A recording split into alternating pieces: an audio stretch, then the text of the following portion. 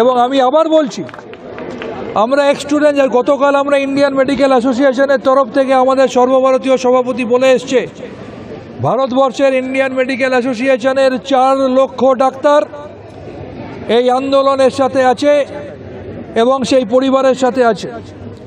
আজও আমরা দায়িত্ব নিয়ে বলছি, এক্স স্টুডেন্টস অ্যাসোসিয়েশন যারা যেখানে আছেন, কলকাতায় আছেন, কলকাতার বাইরে আছেন, ভারতে আছেন, দেশের বাইরে আছেন, তারা সবাই শারীরিকভাবে মানসিকভাবে এদের পাশে আমরা আছি এবং আমাদের ডিমান্ড অবিলম্বে তদন্ত সম্পূর্ণ করে দোষীদের চিহ্নিত করে দৃষ্টান্তমূলক শাস্তি দিতে হবে এবং 12 ঘন্টার মধ্যে, অর্থাৎ আজকে রাতের মধ্যে গতকাল যারা এই ঘটনা ঘটিয়েছে তাদের প্রত্যেককে চিহ্নিত করে তাদের বিরুদ্ধে দৃষ্টান্তমূলক ব্যবস্থা নিতে হবে।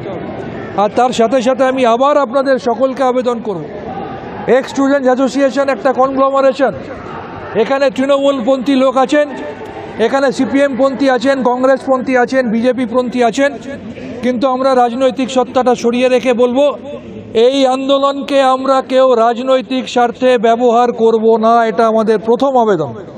দ্বিতীয় আবেদন, আমাদের কর্মবিরতি আন্দোলন ইত্যাদি সব চলছে, তার সাথে সাথে নিশ্চিত করে খেয়াল রাখবো কোনো মুমূর্ষু রোগী হাসপাতালে ট্রিটমেন্ট নিতে এলে আমরা মানবিকতার দিকটা দেখিয়ে তার ট্রিটমেন্টের ব্যবস্থা যাতে আমরা করতে পারি সেটা দেখব।